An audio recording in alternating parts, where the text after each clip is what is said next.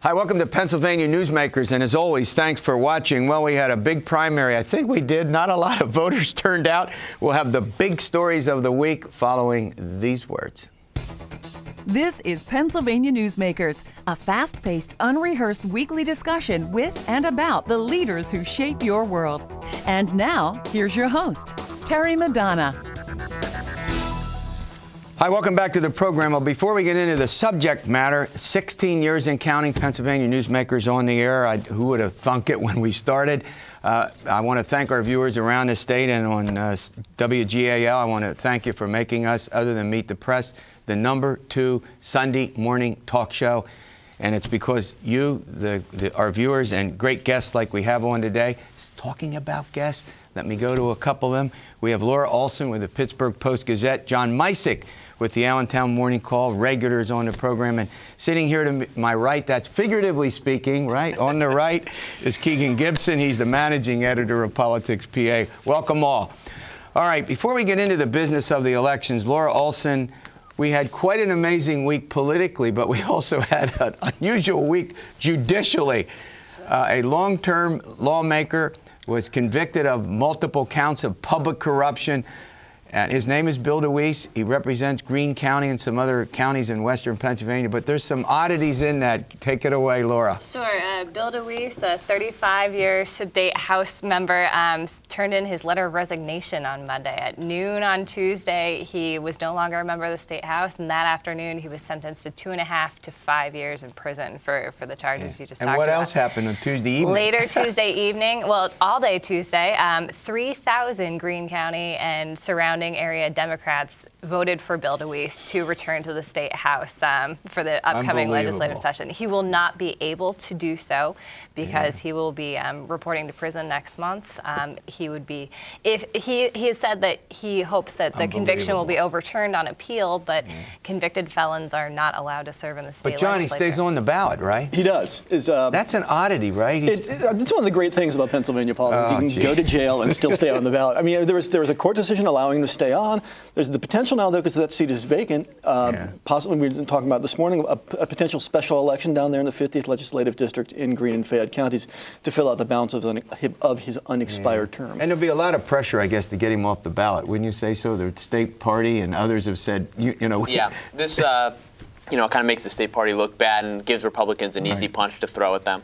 But it's such a heavily Democratic district. He wouldn't be the first lawmaker, by the way, elected after conviction in Pennsylvania. And it's the end of an era. I mean, that's true. He went back home, and at Rohanna's restaurant in Waynesburg, he had another election night gathering, as he has for how many years now. And there were hugs for him. These people greeted him and hugged him, and his supporters were there for him. They still like him. All right, let's start, Keegan. I want to turn with you. Turnout, 20% of Pennsylvania voters, presidential election, Santorum's off the ballot. He still got almost 20% of the vote. What can you make of presidential contest? Anything worth noting? You know, I guess 18% of Republicans thought they wanted to give Rick Santorum a pat on the back, say good job. We're proud of you, hometown guy, and maybe part of that 18% doesn't like Mitt Romney too much. Maybe they're not sold on him. Yeah. Anybody else on that? You see, does this augur poorly well for Republicans in the fall? I mean. Go ahead. Well, Mitt Romney got about 58% of the vote. And so, I mean, there's 42% of Republicans, as Keegan was alluding to, who said, we'd really prefer somebody else, or just. He still has, John, you've covered a lot of this. He still has some work to do, doesn't he? He does. There's still that conservative base within the state that he's going to have to sell himself to. Those people are still, some of them split among Santorum, some of them split among Newt Gingrich, who's leaving the race next week. On the other hand, though, you have that core of sort of moderate Republicans in the Philadelphia suburbs, where there's quite a lot of them who might gravitate toward Romney. It's going to be an interesting race. The expectation is that President Obama is going to have to work hard here. It's not going to be the romp it was in 2008. Do all of you agree Pennsylvania is going to be competitive? This could be a very close, not the 10-point romp. I'll start with you, yes or no? Oh, definitely not a 10-point romp. I think it's going to be a 3 to 4 point state at the most. You agree with that?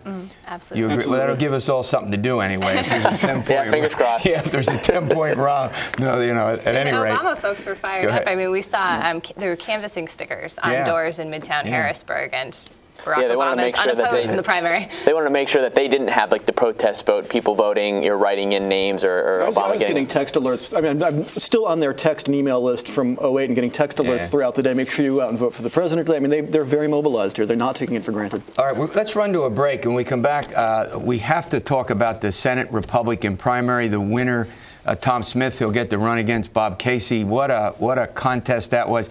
As I put it, the race was not maybe who's the most conservative, but who's the least Democratic. We'll let our guests weigh into that after we pay some bills. This broadcast of Pennsylvania Newsmakers is presented by the Pennsylvania Chamber of Business and Industry, the statewide voice of business, and by the Pennsylvania Cyber Charter School, bringing educational innovation and freedom to the children of Pennsylvania.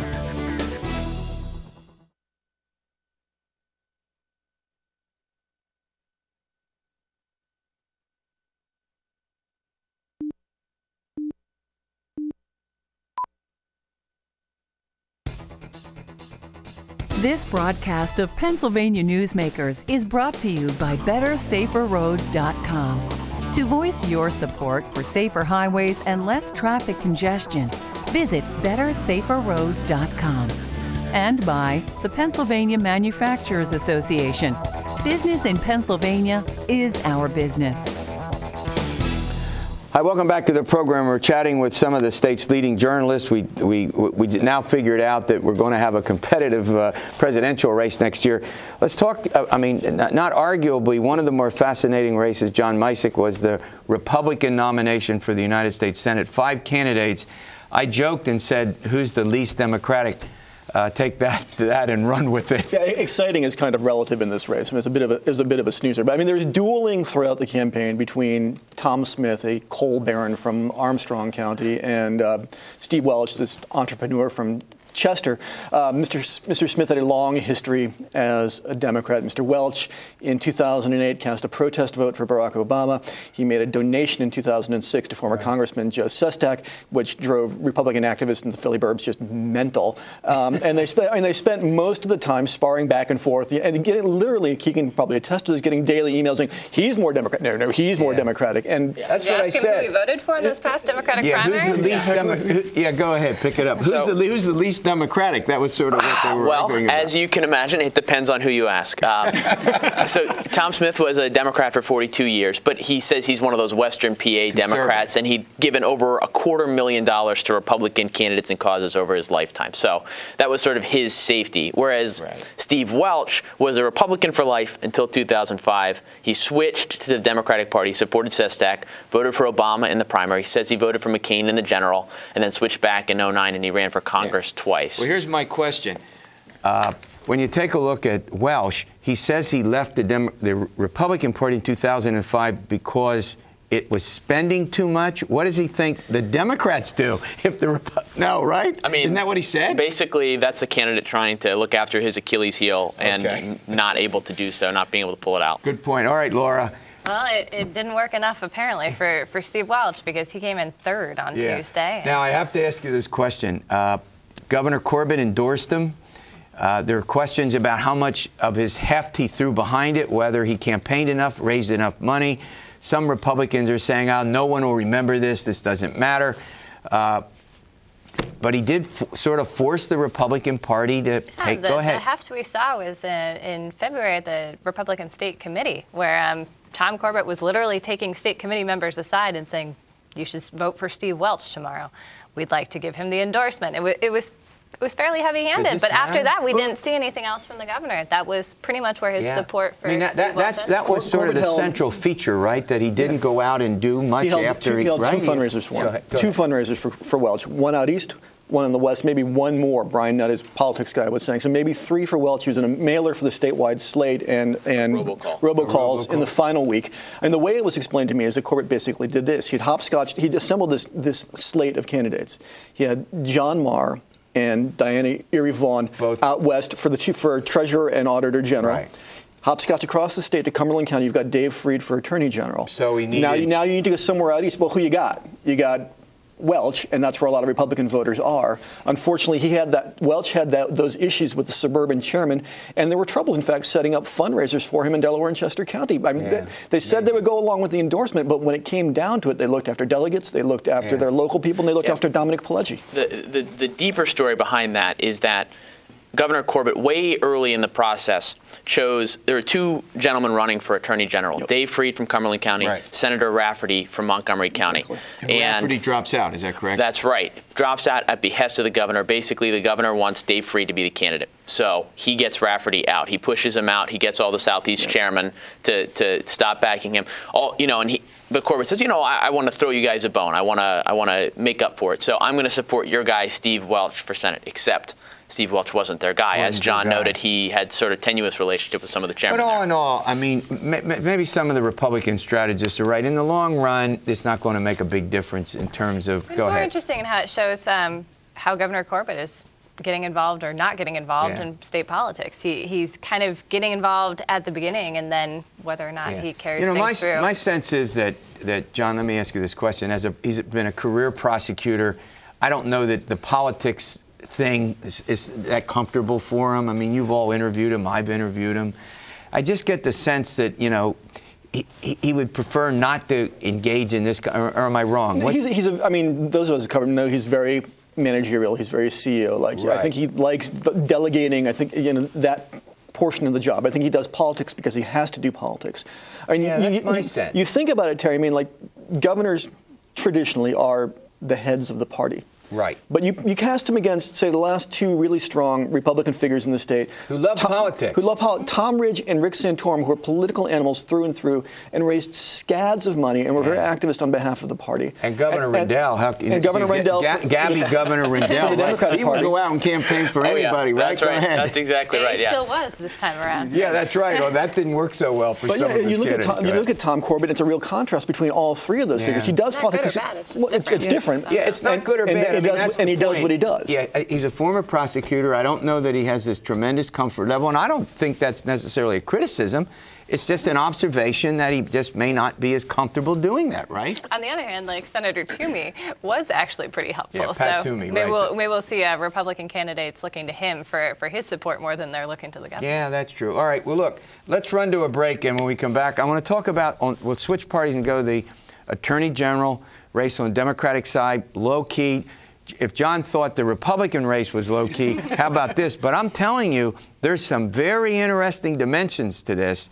The Attorney General's race, 3 of the last 4 attorneys general have run for governor, and one of them has won. So whenever we're talking, am I right about that? Whenever we talk about attorneys general, we got to put them right up there with major players in the state. We'll be back in a moment. This broadcast of Pennsylvania Newsmakers is brought to you by Pennsylvania Credit Union Association. Pennsylvania Credit Unions, where people are worth more than money. To find a credit union that is right for you, check out ibelong.org. And by the Energy Association of Pennsylvania, Pennsylvania's energy information source.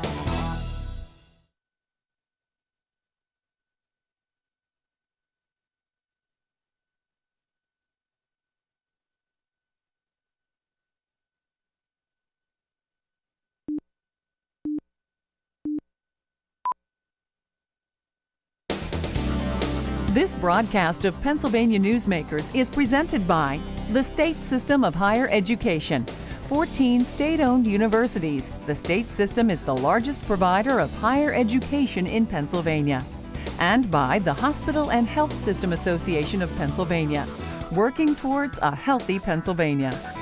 Hi, welcome back to the program. Well, we're going to turn to this Attorney General's race in the state is really unusual, Keegan.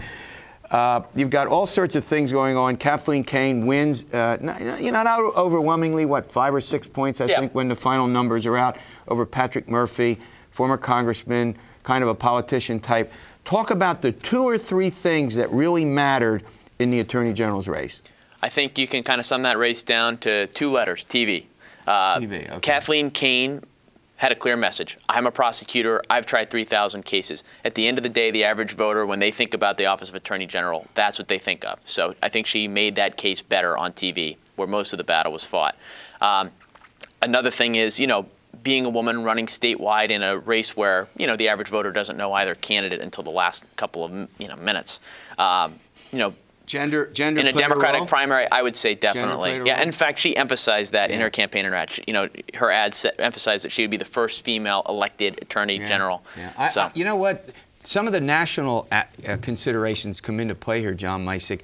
Look at all the debate over the national health care bill and federal policy relating to women and contraceptives. I mean, I think a lot of women Democrats in particular had a heightened sensitivity to that issue, and and plus, Old Boys Network up here in Harrisburg. Yeah. I mean, let's put some women up here. Go ahead. If you paid attention to the first couple of months of the campaign, it was almost like they were running for governor, because that was really where the focus was. Both Kaine and Murphy talked a lot about this now stalled mandatory ultrasound bill, and I was at a stop with her in Bucks County in front of a group of Democratic women, and she was concentrating on this and hammering this home, and they were going crazy for it. It really resonated with the voters. And I mean, a female candidate in a statewide ticket, it's cynical to say, but it gets you 3 or 4 more percentage points than you would have otherwise. No woman attorney general in the history of the state. I mean, that's elected. I want to say that. All due respect to Linda Kelly. I was coming back and saying elected. I was getting there. Thank you for the help, Laura. But there was also this business where Patrick Murphy was just another politician who was going to use the Attorney General's post as a jumping off place to run for the governorship, and she wasn't. I'm a career prosecutor. You can count on me to do my job. I mean, they laid out very different paths. And Patrick Murphy made no bones about the fact that that's how he was outlining the office. He wanted to use it as a bully pulpit. He said that we need to stand up for these middle-class families. We need to protect them. It needs to be a louder, more aggressive office. Yep. And when you looked at the map on Tuesday night, he won 4 or 5 counties, all surrounding his native Bucks County. She won the entire rest of the state. And and that may be that, we're allowed to be a little subjective here. We can't be partisan, but I think Keegan has a point. Her television ads were very effective. I thought Tom Smith's, not to jump back, I thought his ads were. So television in this state really does matter, as John and I have talked about over the years. I want to go to one other point, and that's if she wins the race, and I think this is going to be, without doubt, I think she has a chance to win. We're not predicting who wins and loses here, but Tom Corbett, first Democrat, all this business. Hasn't she said that she'll look into how the investigation was conducted in the Jerry Sandusky matter at Penn State? One of Kathleen Kaine's strongest points, especially early on, was just her familiarity and experience trying child predators. So the Penn State case plays right to her strength. And we said earlier that Corbett is really focused on the Attorney General race, and that's because if a Democrat is elected to that office, all of a sudden, for the first time in 30 years, Democratic workers can look through those files. They can go over Bonus Gate, see who was investigated, see who got a free pass, see what happened in the Sandusky matter, and that's something that really worries and should worry any Republican. Yeah, we're going to come back and have some subsequent shows, particularly in the fall, get into that subject matter a bit. All right. Final segment coming up. We're going to take a look at a couple of the big congressional races. There wasn't a lot of competition there, but there were 2 races on the Democratic side that produced some interesting results. We'll take that up after these words. This broadcast of Pennsylvania Newsmakers is presented by Highmark Blue Shield, changing the way health plans work for business with a variety of plan options for employers and more choices for employees. Information is available at highmark.com. Have a greater hand in your company's health. And by the Pennsylvania Healthcare Association, the future of long-term care.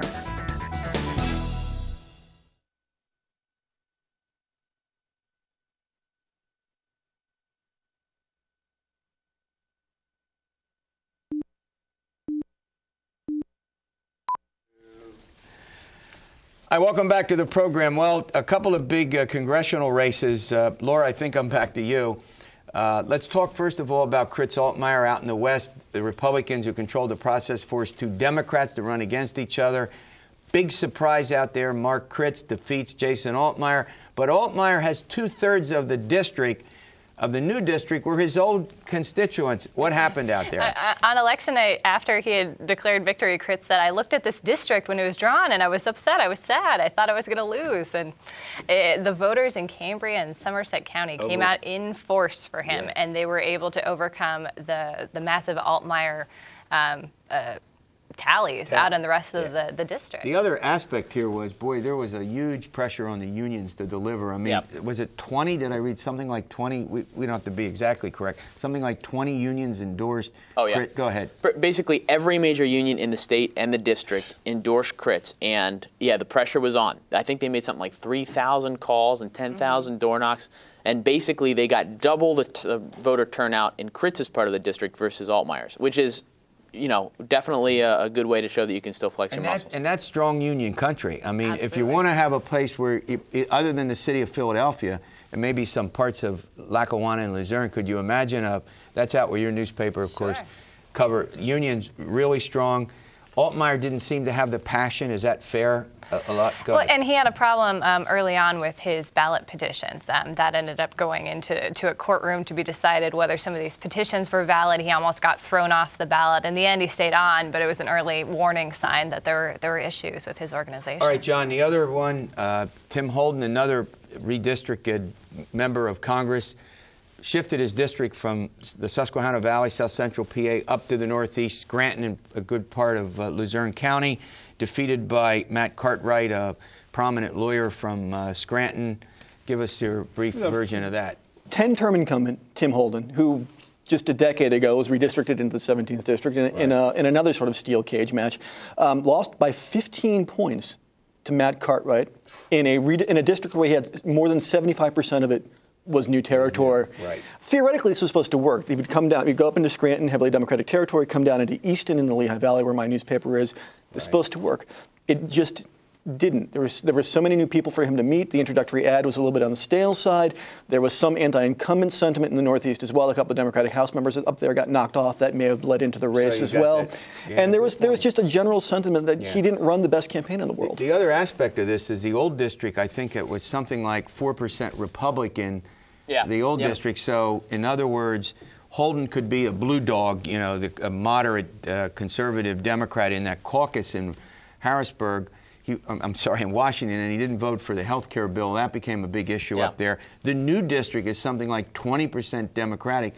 And when you get to Lackawanna and Luzerne, the Democrats are a lot different than the Republicans are in Dauphin and Lebanon and Terry. Go ahead. Yeah, Holden frustrated Republicans for years. They tried to beat him. John mentioned he beat Representative Geekus in 2002. They just couldn't find a way to beat him. I guess they found a way this time. Another element of that race that I think bears mention is the fact that outside groups and PACs put about $500,000 against Holden. They spent basically, so his opponent, Cartwright, could spend all of his money going positive and introducing himself. Holden had to not only introduce himself to 80% new constituents, but also try to attack Cartwright. And, it was about a 3-2 spending difference against Holden. And if you look at where those messages were being targeted, it was the League of Conservation Voters coming in. It was environmental activists in fracking country, in shale country, whacking Holden for support for that stuff. John gets the last word. All right, a great update. Thanks for coming on the program, and thank you for watching. And we'll see you next week for another edition of Pennsylvania Newsmakers. And as always, stay well.